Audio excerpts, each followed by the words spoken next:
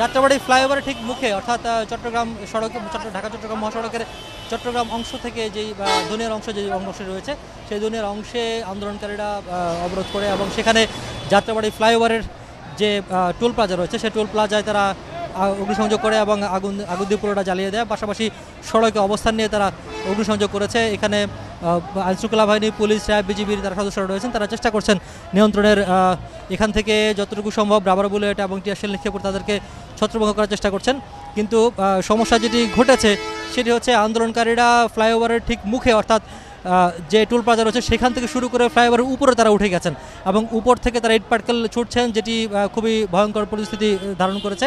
এবং সেটি নিচে যারা যারা আছেন পুলিশ সদস্য থেকে শুরু করে গণমাধ্যম কর্মী সহ সাধারণ মানুষ, পথচারীরা, তারা সবাই অনেকেই আহত হওয়ার সম্ভাবনা রয়েছে এবং কয়েকজন আহত হয়েছেন।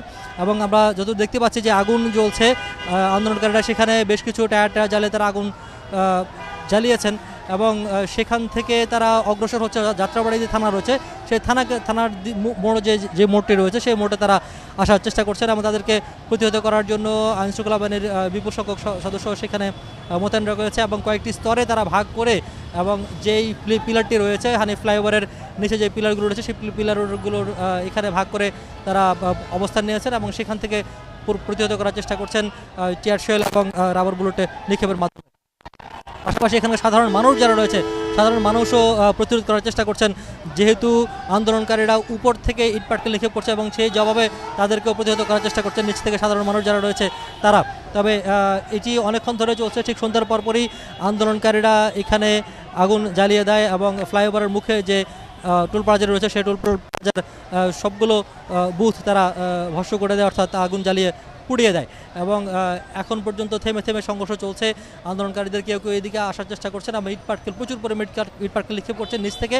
পাশাপাশি ফ্লাইওভারের উপরে একটি অংশ গিয়ে তারাও নিচের দিকে আইনশৃঙ্খলা বাহিনী এবং গণমাধ্যম কর্মীদের সহ যারা রয়েছে তাদেরকে লক্ষ্য করে ইট পাটকেল নিক্ষেপ করছেন।